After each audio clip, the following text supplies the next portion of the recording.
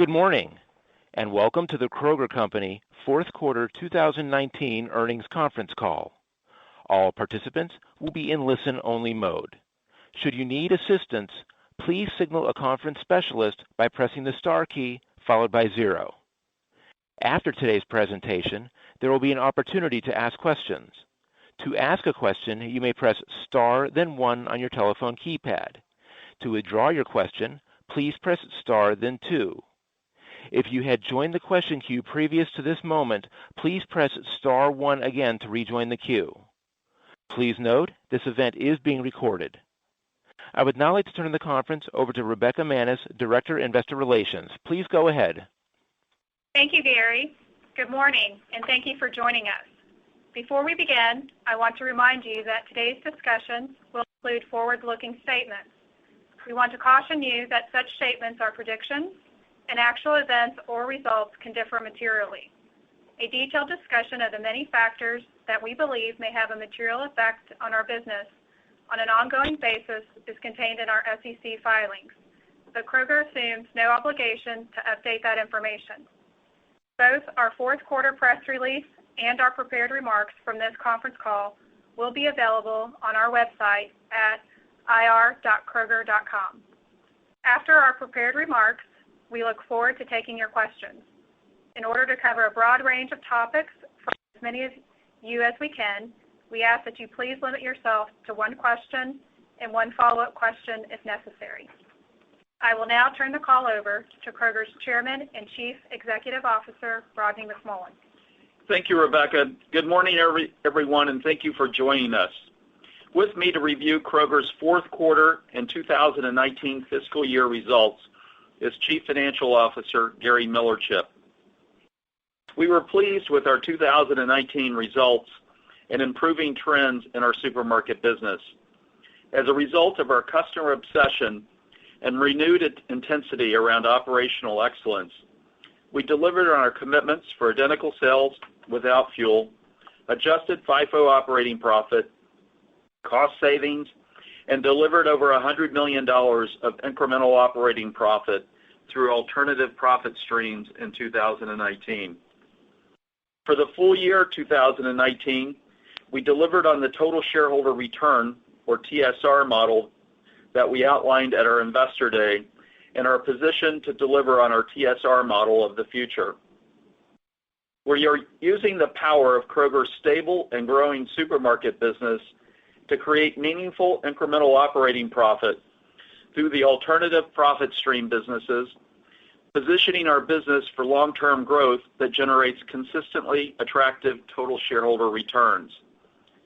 We continue to generate strong and durable free cash flow, as reflected by the fact that the company has reduced debt by $1.1 billion over the prior 4 quarters and continues to increase the dividend to create value for shareholders. In total, we returned $951 million to shareholders in 2019. Our confidence that we can deliver even stronger TSR in the future is guided by our strong free cash flow and sustainable net earnings growth. By executing against the Restock Kroger framework, we are repositioning our business by widening and deepening our competitive moats. The 4 main areas of Restock Kroger framework, redefine the customer experience, partner to create value, develop talent, and live our purpose, continue to be a top strategic priority for us. We are continuing to enhance the customer connection with investments in our competitive moats of today, which are product freshness and quality, our brands and personalized rewards, and our competitive mode of tomorrow, the seamless ecosystem we are building. Fresh continues to be an important driver of sales for Kroger. Our fresh departments drive trips, loyalty, and gross margin. Again, our produce department's strong identical sales for the quarter demonstrated how our store teams are focused on improving everyday execution in ways that are highly relevant to our customers. Our Fresh for Everyone campaign has been well received and is driving significant improvements in marketing effectiveness. It is also driving more trips to our seamless ecosystem in-store and online. Our brands achieved its best year ever, exceeding $23.1 billion in sales. We introduced 758 new R brand items in 2019, which helped drive strong year-over-year sales lift across our portfolio of brands. Since its launch in 2013, Simple Truth has become the leading natural and organic brand in the country, with annual sales exceeding $2.5 billion in 2019. After identifying plant-based foods as a key food trend well before 2019, we introduced a Simple Truth plant-based collection in 2019, and that launch is off to a strong start. The Simple Truth brand expanded into plant-based meats with the merged grinds and patties in January. And in only 1 month, these products ranked third in the category for the entire fourth quarter. Our Private Selection brand eclipsed $2 billion in sales for the first time. The Kroger brand exceeded $13.7 billion in sales, capitalizing on product development around key customer trends like global and regional flavors. Kroger continues to invest in digital as we build a seamless ecosystem that combines the best of the physical store experience with the digital customer experience for our customers. This is where customers are increasingly going to meet their needs. We know our customers value the greater convenience this provides, and our data shows it's an essential component of driving overall loyalty. Digitally engaged customers not only drive growth through our digital modalities, they also help drive brick-and-mortar sales growth and share of wallet as well. Providing our customers with the ability to have anything, anywhere, anytime from Kroger sets us apart from a large segment of our competitors and will drive loyalty, as well as our long-term growth and margin expansion. Our approach to partnerships is simple, but not simplistic. We think they work best when the two of us can do things together that neither of us could have done alone. We are roughly a year away from our first fully functional customer fulfillment center with Ocado in Monroe, Ohio. These facilities will accelerate our ability to provide customers with a seamless experience in a much more cost-effective way. We continue to be excited about the partnership. As we've shared previously, we believe Ocado's value as a partner is not just on its current capabilities, but also how quickly the company is able to innovate and serve rapidly changing consumer market. We continue to roll out our plan, and you should not assume just large facilities. We are designing a flexible distribution network, combining disaggregated demand and proximity of our stores, medium-sized facilities, and large facilities. Our network will flex as demand matures, and the optionality will allow us to fulfill same-day or next-day delivery or pickup, and the customer or store replenishment. As America's grocer, we continue to invest in our associates as part of Restock Kroger and have made significant investments in our associate wages. The investments Kroger is making in human capital is putting more money in our associates' pockets today. Our investments in associate wages has increased Kroger's average hourly rate to $15 an hour in 2019. And with our comprehensive benefits factored in, our average hourly rate is over $20, benefits that many of our competitors don't offer. We are working hard to ensure that we have the right talent, teams, and structure in the right focus areas in our core supermarket business and our alternative profit businesses. Our focus is on developing, training, and promoting internal talent, while at the same time hiring seasoned food industry executives to drive our retail supermarket business.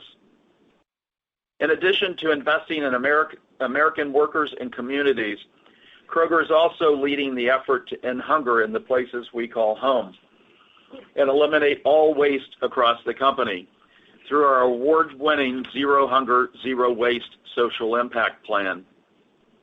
We made this bold commitment rooted in our purpose because we fundamentally believe that customers, associates, and investors are increasingly choosing where to shop, work for, and invest in companies that are purpose-driven and are actively making the world a better place. In these ways, Restock Kroger is the right framework to reposition our business to create value for all of our stakeholders, both today and in the future. Our focus on the strategic drivers is expanding Kroger's competitive moats and will drive total shareholder return in 2020 and beyond. And now I will turn it over to Gary for more details in the quarter financials. Gary? Thanks, Rodney, and good morning, everyone. As I get started, I'd like to remind you of the key themes we shared during our Investor Day. Our model is built upon a strong and durable base driven by our retail supermarkets, fuel, and health and wellness businesses. It begins with the customer and our obsession with increasing customer loyalty. Our intensified focus on execution and continued improvements in the value and experience we deliver for our customers drive increased identical sales without fuel across our store and digital ecosystem. To drive sustainable sales growth, we continue to invest in areas of the business that are important to our customers. This includes ongoing investments in talent, price, digital, and store experience, with an even greater emphasis on our competitive moats, fresh, our brands, and personalization, plus the moat we are in the process of building, our seamless ecosystem.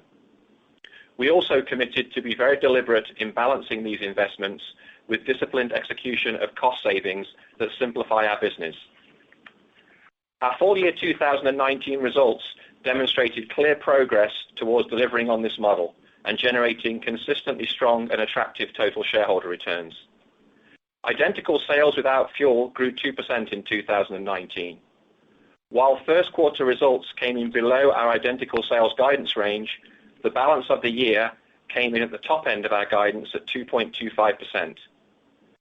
Adjusted FIFO operating profit of $3 billion came in at the top end of our guidance range and demonstrated the strength of our multifaceted business model, with industry-wide retail pharmacy gross margin headwinds offset by strong fuel results.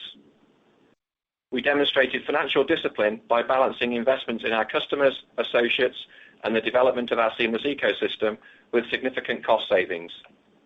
This was evidenced by our improvement in OG&A rate of 29 basis points, more than offsetting our investment in gross margin rate of 23 basis points during 2019.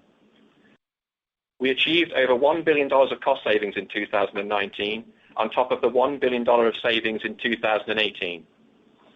We also have clear line of sight to $1 billion of incremental savings in 2020.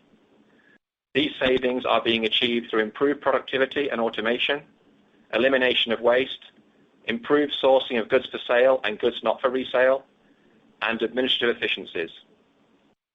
We also achieved over $100 million of incremental operating profit through alternative profit streams in 2019 and delivered FIFO net operating profit growth within our 3% to 5% target range shared at Investor Day. Adjusted earnings per share came in at $2.19, the middle of our guidance range. Finally, we generated strong adjusted free cash flow, which we have used to pay down debt and bring our leverage ratio to within our target range and reintroduce share repurchasing in the fourth quarter. Now I'd like to provide commentary on Kroger's fourth quarter results. We delivered fourth quarter adjusted EPS of 57 cents per diluted share, up 18.8%. LIFO charge for the quarter was $36 million, compared to a LIFO credit of $10 million for the same period last year. This increase was driven by higher inflation in dry grocery, pharmacy, and dairy. Our corporate tax rate for the fourth quarter was 18.2%, compared to 20.8% for the same period last year. This decrease resulted from an increase in tax deductions. Adjusted FIFO operating profit for the fourth quarter was $758 million, up 20.7% compared to $628 million in the fourth quarter in 2018. Kroger reported identical sales without fuel of 2% during the fourth quarter. Several departments outperformed in our supermarket business, including produce, key beverage categories, pharmacy, and natural foods. The underlying trends in the business were strong. November and December identical sales were consistent with third quarter performance. As expected, January was negatively impacted as we lapped incremental SNAP dollars in the market in January 2019, and we experienced milder weather this year. February bounced back nicely and performed in line with our expectations and slightly ahead of the trend in the third quarter and November and December. As a reminder, we do expect SNAP to positively impact the first quarter of 2020 as we lap a 15 basis point headwind from prior year. We expect identical sales in 2020 to improve over 2019 as we drive increased customer loyalty through Fresh, Our Brands, personalization, and Seamless. Digital contributed approximately 75 basis points to identical sales without fuel. Kroger Pickup and Delivery continued to grow at a faster pace than our overall digital growth. During the 2019 holiday season, we offered a limited time free pickup promotion in select markets. Customers responded positively to the promotion, and we were pleased with our fourth quarter digital sales growth of 22%. Gross margin was 22.1% of sales for the fourth quarter. The FIFO gross margin rate excluding fuel increased 6 basis points.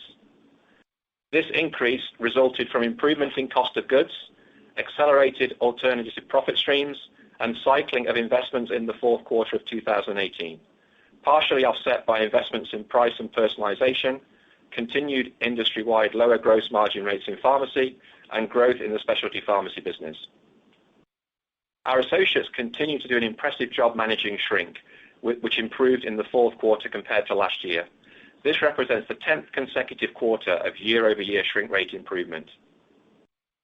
While retail pharmacy gross margin continued to be a headwind in the fourth quarter, retail pharmacy remains an important part of our strategy and continues to generate good returns and strong customer loyalty.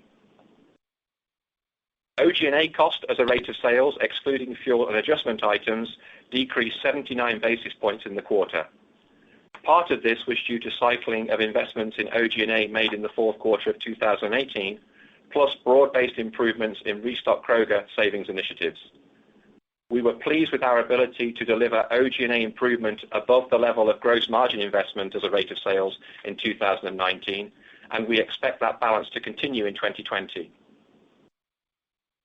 Fuel is an important part of our strategy to drive customer engagement. Our loyal customers received hundreds of millions of dollars in fuel rewards in 2019 in the form of price discounts at the pump. The average retail price of fuel was $2.58 this quarter versus $2.34 in the same quarter last year. Our cents per gallon fuel margin in the fourth quarter was 33 cents compared to 34 cents in the same quarter last year. Fuel is a great example of Kroger's sourcing teams continuing to improve buying practices. This allowed us to achieve improvement in fuel cost of goods in the fourth quarter. Alternative profit streams contributed an incremental operating profit of more than $100 million in 2019. Media and Kroger Personal Finance continue to be the primary drivers of growth. Brands continue to invest in Kroger Precision Marketing because we close the loop between media exposure and store and digital sales to make brand advertising more addressable, actionable, and accountable. An annual survey by the Path to Purchase Institute gave us strong ratings for effective targeting, measurement, sales growth, and ROI. Most recently, we became the first retail media platform to be awarded Platinum certification by the Trustworthy Accountability Group for meeting guidelines to improve transparency and prevent ad fraud, malware, and piracy. We're committed to being the most transparent media organization and making the entire digital media ecosystem a safe and effective investment for CPG brands. As Rodney mentioned, we continue to invest in our associates as a key part of Restock Kroger in a variety of ways, including investments in wages, training, and development. We ratified new labor agreements with the UFCW covering associates in Memphis during the fourth quarter. We are currently negotiating with the UFCW for contracts covering store associates in Las Vegas and Houston.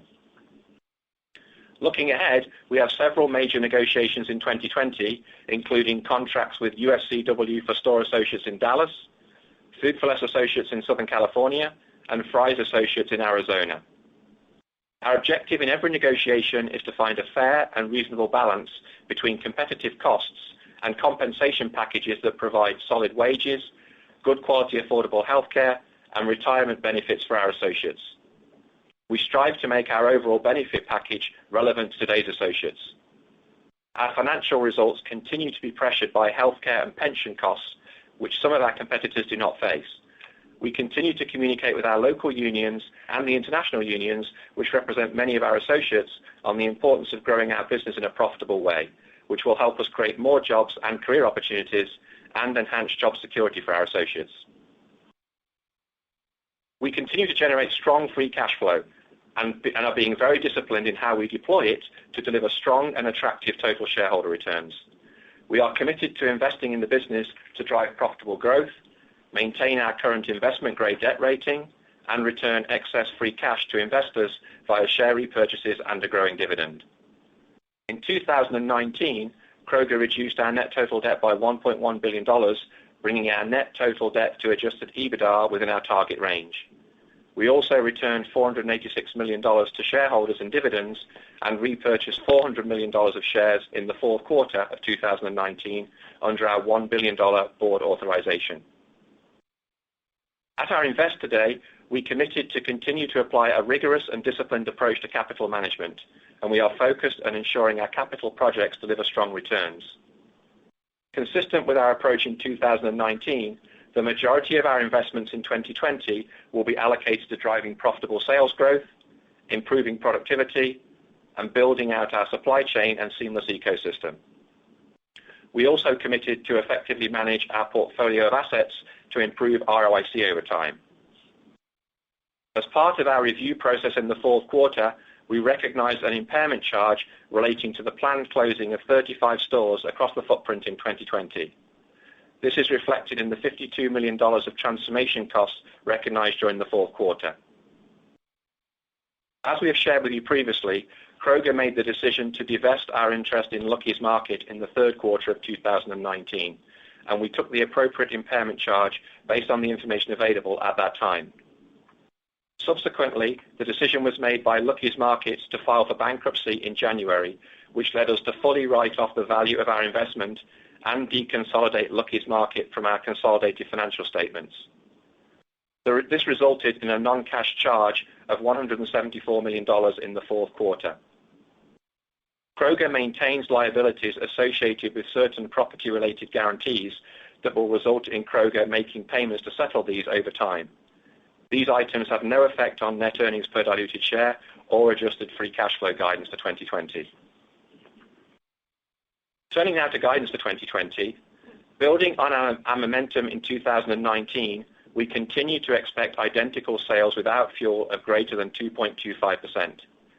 We also continue to expect adjusted FIFO operating profit of $3 billion to $3.1 billion and adjusted net earnings per diluted share to range between $2.30 and $2.40. Looking at the cadence of EPS growth in 2020, we expect the first quarter to be below our annual EPS growth range of 5 to 10% as we cycle real estate gains in the first quarter of 2019. Overall, I'm encouraged with the momentum created in 2019, which provides a solid platform from which to deliver on our commitments in 2020. Now I'll turn it back to Rodney. Thanks, Gary.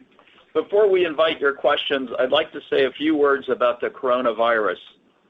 From a financial standpoint, it is too early to tell the effect on our business. It is not included in our guidance, and while it is obviously very early for this public health event in the United States, we are not seeing anything so far that would cause us to change our guidance. From a business preparedness standpoint, we have established an internal task force that has activated our pandemic preparedness plan with a focus on our customers, associates, and supply chain. We generally believe that we have limited supply chain exposure in China, as the majority of the products we source is domestic. We certainly feel for those in America and around the world who have been affected. The health and well-being of our associates, our customers, and our communities is Kroger's top priority. Always being there for our communities is part of our heritage, and especially in times of uncertainty. We believe everyone deserves to have access to affordable, fresh food. Returning now to our business results, I want to stress that Restock Kroger is the right strategic framework to deliver both on our 2020 guidance and to position Kroger for sustainable growth and total shareholder return. Now we look forward to your questions. We will now begin the question and answer session. To ask a question, you may press star then one on your touch-tone phone. If you are using a speakerphone, please pick up your handset before pressing the keys. To withdraw your question, please press star then two. Our first question comes from Robbie Ohmes with Bank of America Global Research. Please go ahead. Oh, thanks for taking my question. Good morning. Hey, couple of quick ones. First, just on ClickList with the kind of fee waiver and the response to that, maybe some color, what happens after you put the fee back in, and also what are your sort of intermediate term thoughts on, keeping a fee versus, getting rid of it like some of your competitors seem to have. That would be one. And then just two other quick ones, just the pharmacy expectations for 2020 and the fuel profit assumptions in your guidance for 2020. Maybe just give us some color so we can think about those things in our modeling. Thanks. Thanks, Robbie. As Gary mentioned, when you look at the digital promotional offer on the waived fee, overall, we're happy with what we learned. We did engage with some new customers. I think it's important to remember that this was a test among many, many tests that we continue to do. And overall, what we're focused on is really how to create a seamless experience. In terms of going forward, I wouldn't be comfortable sharing our exact plans because obviously that will tell our customers, our competitors, what we're planning to do. And the customer behavior was consistent with what we expected. They were happy, and the results since then have been consistent with what we expected as well.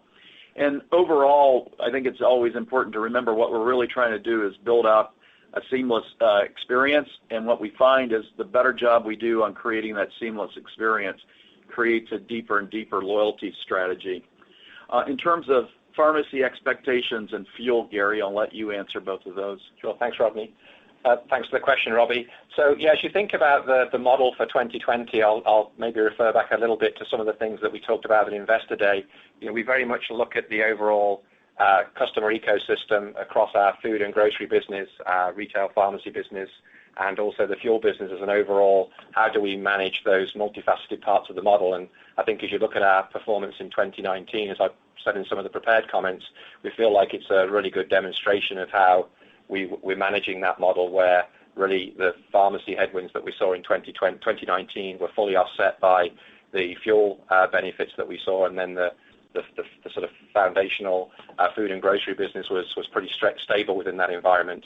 I would say that as we look towards 2020, we'll be managing the business in a very similar way. When you think about our overall guidance for 2020, we're essentially expecting that ecosystem to be relatively stable overall, and alternative profit will drive us towards the operating profit growth that we've shared for the full year. Within that guidance, we do expect that pharmacy will continue to have some headwinds, nothing to the extent that we saw in 2019. We think the gross margin structural challenges will continue in 2020, but the team has done a great job in continuing to look for opportunities to take out costs where they don't add value for the customer or our associates, and looking for ways to improve our cost of goods where we have control over those items. And so we would expect to see less of a headwind, albeit still somewhat of a headwind from pharmacy in 2020. We would also expect fuel, obviously, to start to normalize, and so probably something of a headwind there within the overall model. And really the way that we cycle those will be through the strength of continuing to improve our ID sales in the core and the $1 billion of cost savings that I talked about overall within the model. So overall, we think about it very much as all those moving parts creating a relatively stable core business from an operating profit point of view in 2020 and alternative profits driving the growth in the year. Yeah, Gary's last point on the incremental profit from alternative profit is an important part, I think, to remember as well. And we, as we shared in our guidance, we expect it to range somewhere between 125 and 150 million. That's very helpful. Thanks so much, guys. Thanks, Robbie. The next question is from Ken Goldman with J.P. Morgan. Please go ahead. Hi, good morning. Thank you. Good morning. Two from me. First, I know it's way too early for you guys to sort of quantify the coronavirus impact, but that won't stop me from trying to ask. I appreciate, I would appreciate any help you can give. Can you at least directionally talk about whether it's been a benefit so far in the last couple of weeks? I mean, Campbell Soup yesterday talked about how they are experiencing better orders in the last week or so from some of their customers. We've certainly read about stockouts of water and so forth. At least directionally, do you think it's been somewhat of a help so far, or is it really just way too early to say for sure? I personally, and I'll let Gary if he disagrees, I just think it's way too early to say for sure. And the key thing is as I mentioned before, is we want to make sure we're there for our communities, our customers, and our associates. And the comments that Campbell's and others have said, certainly we would see an increase in volume in certain categories. And if you think about it's a lot of the basics and things that people would need to be able to keep and maintain their health and those things. But it's so early in the process in the United States, and the only pattern that we would have any idea on how to look at it would be China, because it's the most farthest developed in terms of going through the impacts. All of our teams, our stores, our supply chain team, our procurement folks are incredibly focused on making sure that we stay in stock on those critical items and partnering with CPGs and our own supply chain to replenish that. I don't know, Gary, anything you'd want to add to that? Yeah, I would completely agree with your comment, Rodney. I think it's really too early for us to really have a sense of how customers' overall behavior will change and what the impact will be as the situation obviously evolves in the U.S. market. I guess just to build on a couple of points, Ken, with the data points that we do see today. As I mentioned in the prepared comments, February was generally in line with what we would have expected for the period of the first month, if you like, of our new year. So we didn't see anything dramatically different from what we would have expected during that time period. Certainly the trend has improved slightly over what we saw in Q3 and the November and December. So we were glad to see that after January was a month that we knew would be a tough one to cycle. As Rodney mentioned, in the last few days, I think you've seen more in response to the media activity and some of the advice out there in the market of customers starting to spend more on things like water and hand sanitizer, hand soap, paper, and then some of maybe the box dinners and soups that you might expect just based on the guidance that's been given to consumers in the market. So there's certainly been heightened activity in that regard, but how that plays out and how it impacts the overall shape of the way customers behave and shop, I think it's really literally been, I think, in the last few days that I would say there's anything different that we would have seen versus what we expected, and how that plays out over a longer period of time is really, I think, impossible to tell. Totally understand. I appreciate that. Can I ask a very quick follow-up? Depreciation and amortization seem to be a little bit higher than most people were looking for this quarter. Gary, can you help us understand or think about how to model that for 2020? What numbers do you have in your internal models? Yeah, sure. And thank you for the question. Yes, it is an area, Ken, where we saw some lumpiness during the year. Part of that is to do with the fact that as we've been dynamically changing our capital allocation, the average life of some of the investments that we make in technology look different from some of the traditional investments that we would have made in a traditional store remodel or a new store opening. We're still investing in those areas, but the mix is certainly changing over time. As that normalizes out, we would be looking at a range of 3 to 5% as a sort of an annualized increase in depreciation to kind of give you more of a big picture perspective on how to think about 2020, if that's helpful. Thank you so much. Thanks, Ken. The next question is from Rupesh Parikh with Oppenheimer. Please go ahead. Good morning, and thanks for taking my questions. Good morning. So I want to go back to the comments, Rodney, you made about Ocado and the flexibility to not just assume large facilities. If you can just talk more about the flexibility you guys have to, to have different facility sizes and just how you guys are thinking about that flexibility going forward. Yeah, as we've talked about before, we really do believe it'll end up being a combination of our physical stores, sheds that are small, medium, and large size. The ones that we've announced so far have been all large size, but over time, Ocado continues to spend significant money in R&D and continues to push. So we would expect it'll be a combination of store-based model, smaller type facilities, and bigger type regional facilities. And Ocado will be a critical partner in that overall ecosystem. And by having those combined, it will also allow us to have the best cost of goods coming into the various sheds and using the total assets that we have today. So we feel really good about the pieces of the puzzle that we're putting together, and we really think and it will support the ability to do both same day and next day. And what we find is in some cases, customers like same day, some things they like next day. And we're excited. We're really looking forward to the facility in Monroe opening, and the second facility in Florida will open soon after that. Great. And then just one follow-up question. So I guess you announced the closing of 35 stores. Is this the right way to think about the cadence going forward, or just maybe walk us through, the rationale for these store closures? Sure. Thanks for the question. I think I talked a little bit about it at the Investor Day and then in the prepared comments. What we're really focused on is taking the step back and making sure as we think about how the overall portfolio of assets are performing, how do we make sure we're really setting ourselves up in making the right investments to accelerate and grow the business, but also looking where we have opportunities to optimize the portfolio and to drive, obviously, ROIC over a period of time.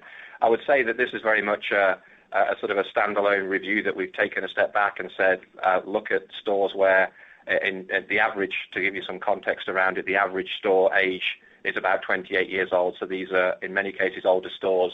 They're geographically spread across the country, so there aren't sort of particular markets that it's focused on. It's very much more about looking at our portfolio and really making sure that as we see where the customer's going, where we invest our dollars to really drive and support our customers, and how we continue to evolve the whole ecosystem that Rodney referred to in his opening comments, just making sure that we're really being disciplined in investing where we see the future growth in the business. And so it's one of those things that just as part of as we manage the business and look for ways to continue to improve and optimize, we're looking to be very deliberate in making those decisions. Great. Thank you for all the color. Thank you. The next question is from Kelly Banya with BMO Capital Markets. Please go ahead. Hi, good morning. Thanks for taking my questions. Wanted to just talk about, just alternative profits and really where trade promotion dollars ended up for the year. And in your conversations with CPG, just curious if you're finding that there is not any cannibalizations or plans for cannibalizations as this matures, and just updated thoughts there. Yeah, I'll talk broadly, and then I'll let Gary get into the specifics. It's one of the reasons that we partner on the media side of the CPGs, and one of the things that we have a very open and transparent relationship going both ways. So we don't want to spend money on media if the CPG isn't getting a return for it. And that was the reason why we thought it was so important to get the platinum certification from the Trustworthy Accountability Group, is that we want to make sure that when we invest the CPG money, that we're able to show that they get a return for it. And by making sure that people are getting a return, that's the best protection to make sure that they're just not moving trade dollars over. And we tell the CPGs it doesn't do us any good if you just move the trade dollars over. What we're trying to do is provide something that you can't get in the marketplace from a media standpoint. We're getting great feedback from the CPGs. We have an incredibly high retention rate, and many CPGs continue to expand the amount of money they spend with us. Gary, I'll let you get a little bit more into some of the details. Sure. Thanks, Rodney. And obviously I would agree with everything you shared there. I think one of the key things that the team is focused on is really working collaboratively across Stuart Aitken's team that leads the media group, and then Joe Greasehaver's team that leads our merchandising capabilities, to make sure that we really are managing all the moving pieces together. And I would say we feel very good around how those relationships are working to make sure that we're capturing the dollars and really helping support our CPG partners to grow their business effectively through the work that we do in the merchandising group, and also through the alternative profit streams with the media business. I wouldn't say that we see anything that's causing us to believe that as the way this is being managed, that they are very much discrete buckets that are generally being allocated to particular activities. We feel very positive about the progress that we're making there on how we see it.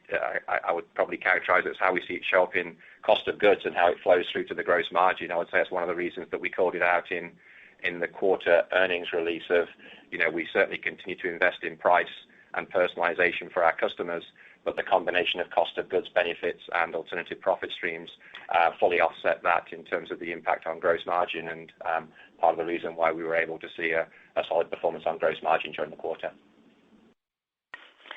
Okay, that's very helpful.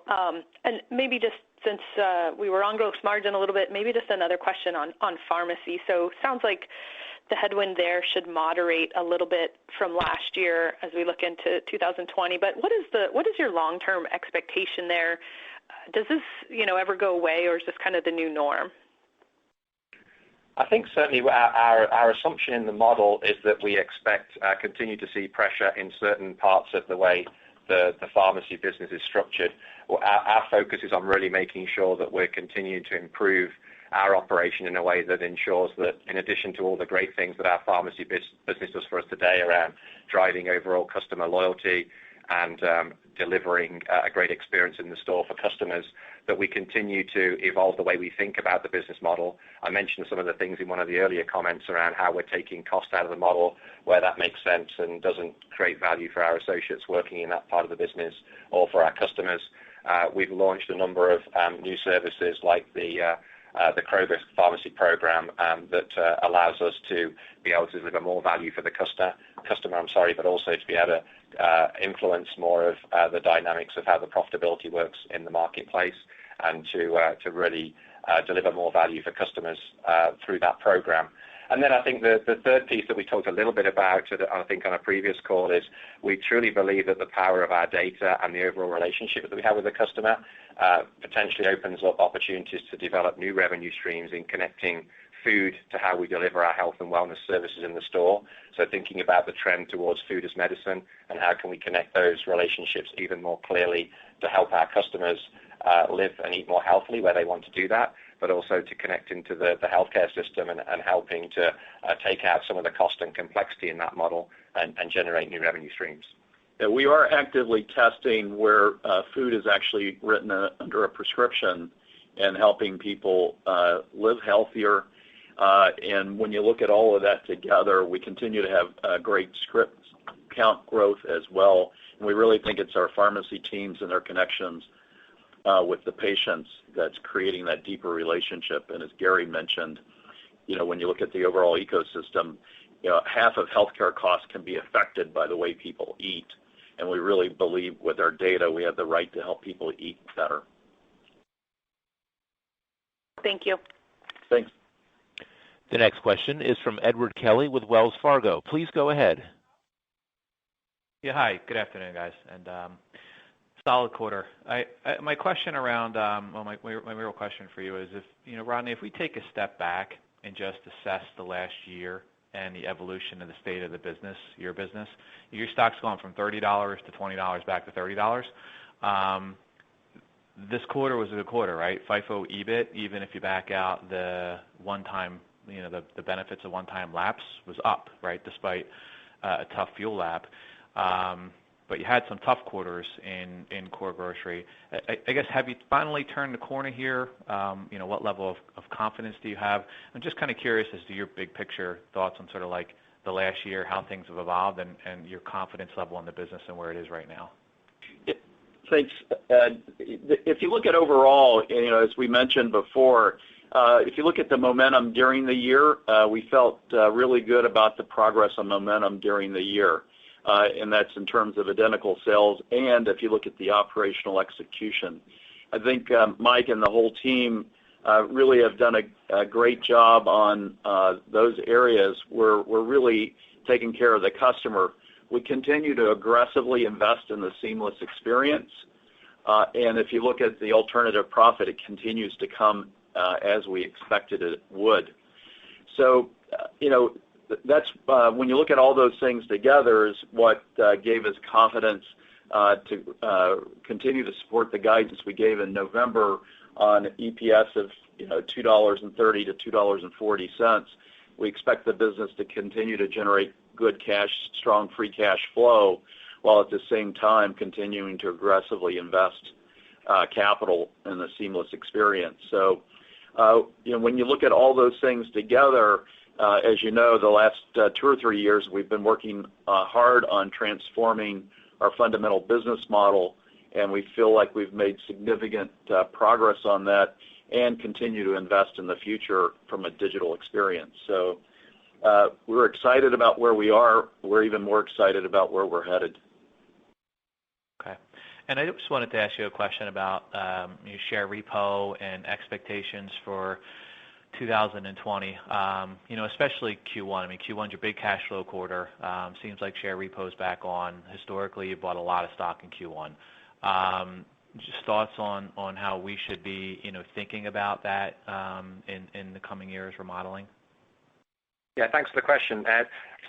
So obviously, I mentioned a little bit around this in the prepared comments. We committed that as we continue to see strong free cash flow generation, which is a core part of our total shareholder return model, we are committed to continuing to buy back stock as part of the model. As you know, we had $1 billion authorization from the board, and as long as we continue to deliver on the performance of the business that we expect and generate the strong free cash flow that we've guided to during the year, while also maintaining our debt to EBITDA ratio within that target range to support our commitment to our investment grade rating, we would expect to be continuing to buy back stock within the overall authorization that we have. I would say that the way that we're approaching it is very much in a structured way. We're not specifically trying to time the market in some way. It's much more based on a grid approach to how we determine and look at the intrinsic value of the stock, and then we'll put a grid in place to make sure that over time, as there are opportunities to buy back, we will certainly be executing on that plan throughout the year. Great. Thanks, guys. Thanks, Ed. The next question is from Christopher Mandeville with Jefferies. Please go ahead. Hey, good morning.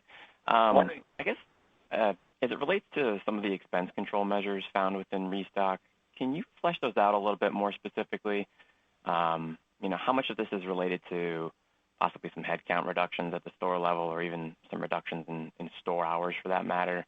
The reason why I bring it up is because we have been hearing certain regions have seen some layoffs at the assistant store manager level, and there's been some reductions in hours of operations. So maybe you could just kind of talk about that a little bit, and then to what extent maybe some of those reductions are being offset by wage increases that you're putting forward to your associates. Sure. Thanks, Chris. Yeah, so as we mentioned in some of the prepared comments, the quarter 4 result obviously did include some cycling of increased investment that we made in Q4 2018. And so some of that is certainly expected, and I know we guided to that as part of what we shared in the EPS expectations when we shared what we thought the cadence would look like throughout 2019. We're really seeing the improvements across a broad wave of activity across Restock Kroger. I listed out many of them in the prepared comments, whether it's some of the biggest areas would be in goods not for resale, as example, where we're sourcing products better and we're managing to really make sure that we're finding opportunities to be more efficient in the way that we're buying and joining the dots across all the different pieces of procurement across the organization. Certainly, we're leveraging technology and automation to make sure that we're taking work away where it doesn't add value for the customer. A good example of that might be in cleaning, where it's something that can be done more efficiently and allow our associates to really focus on serving the customer and doing work that the customer really values. And then, of course, we did announce last quarter that we did make some structural changes to really simplify the work in our divisional offices to make sure that we're again, putting our associates and talent closer to the customer in these key store management roles, and at the same time reducing duplication in work so that we can make decisions more quickly and respond and serve the customer more effectively. So I think we feel very good about it. It's a good balance across the way that we're managing the cost base. Certainly, as we look at the performance of our stores, one of the things that, building on maybe Rodney's comment, the last question that was asked around confidence in the model, we're very excited about as we see our stores continue to execute at a higher level and continuing to deliver improvements in the fresh experience, the friendly experience, and our in-stock position and how we're delivering on Kroger Pickup. So we're very focused on making sure our stores are in a good place to be able to deliver on the experience that we know our customers are looking for. And some of those are the reasons why we feel confident as we're guiding to a higher ID sales in 2020 because of the great work our store associates are doing in delivering for our customers. Okay, and then just my follow-up, this may be a little bit too early, but in the areas where we've seen some of the natural organics, not named Lucky's, shutter, and then with Ahold Delhaize pulling Peapod out of the Midwest, have you realized any benefits already, or maybe you could just talk about how you're planning to be positioned to capitalize on this share being up for grabs? Thanks. Yeah, thanks, Christopher. If you look at natural and organic, it continues to be one of the highest growing areas. And we really think it's something that over the years our teams have done a great job on continuing to make sure we have the most recent product, things on trend, the example that I talked about in the prepared remarks on Simple Truth and plant-based. So for us, we're incredibly excited about natural organic. It's grown above the company average for several years, and we would expect it to continue to do that.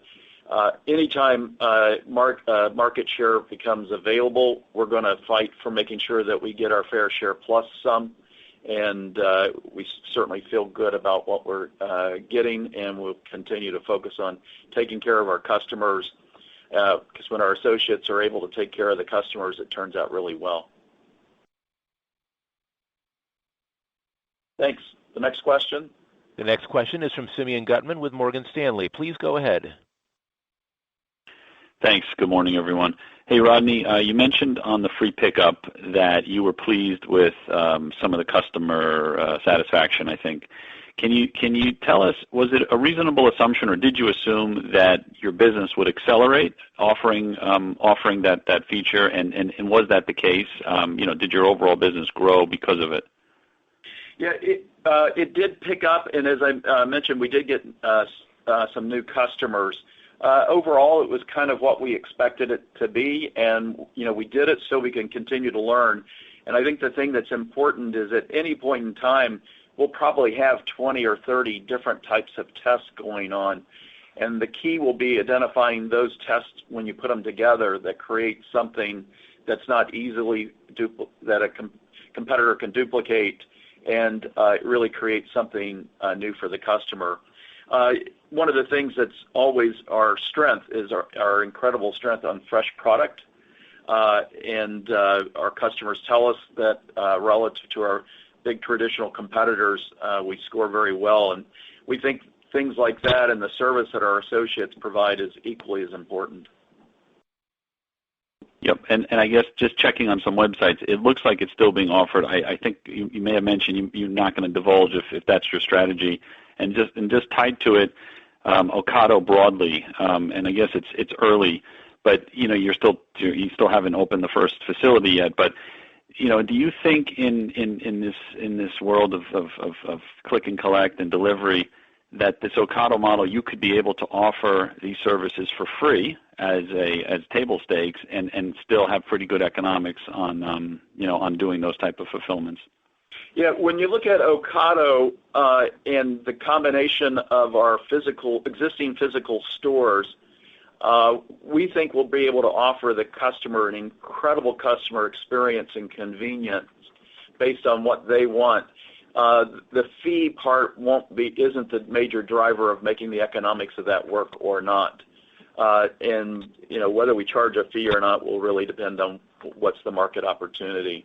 But Ocado is incredibly efficient. Got it. Okay, thanks. Good luck this year. Thank you. Thank you.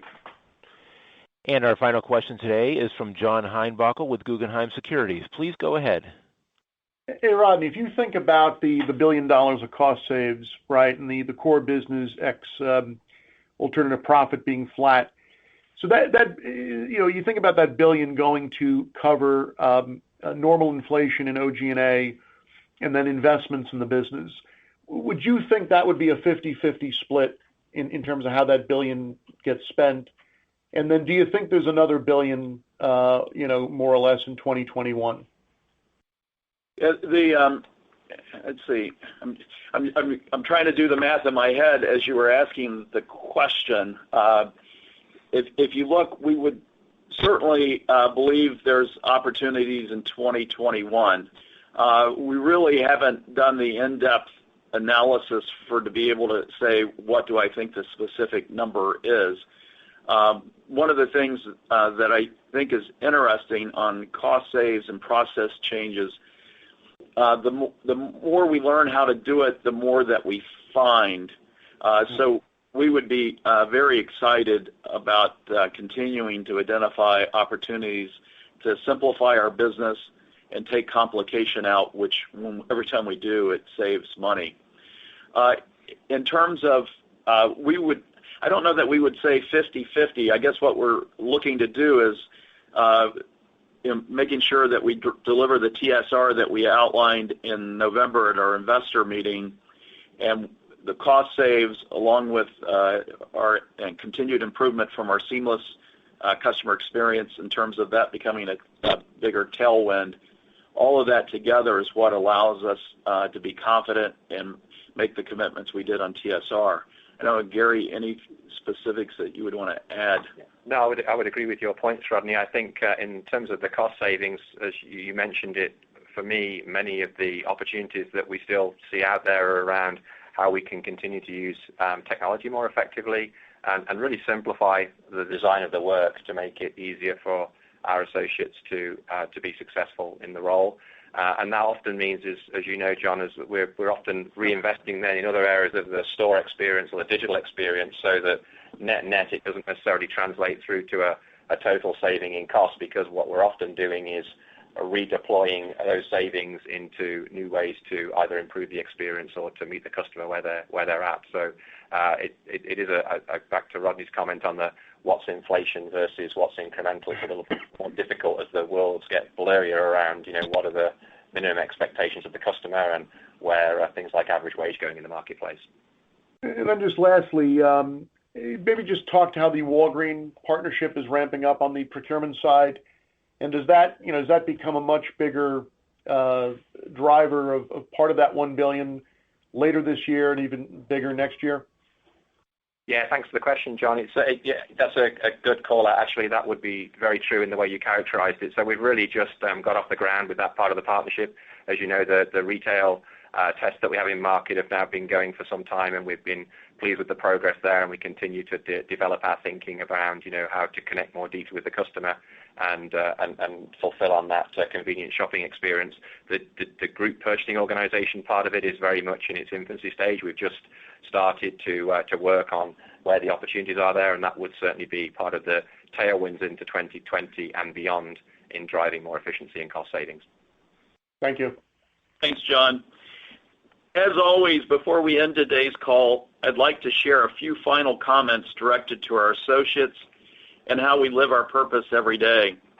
To our associates, thank you for everything that you do for our customers, communities, and each other every single day, every single hour of every day. You truly make a difference. This difference makes people's lives better. And this was obviously incredibly evident earlier this week when the devastating tornado touched down in Nashville. I'm always amazed and proud to hear stories of our associates pulling together in the aftermath of events like this. One story that was shared with me is some customers that didn't have protection came to our store to seek shelter inside of our dairy case when the tornado hit. And that's just one example. And the thing that's even, to me, more impressive is what our associates do, what you do when your own families are personally impacted, and to all the work that you do to ensure our stores are open and serving our communities. As I mentioned earlier on the call in regard to the threat of the coronavirus, always being there for our communities is part of our heritage. This is Kroger at our best. When we come together and uplift our customers, communities, and each other. Thank you for what you do for everyone every day, and thank you for joining our call today. The conference is now concluded. Thank you for attending today's presentation. You may now disconnect.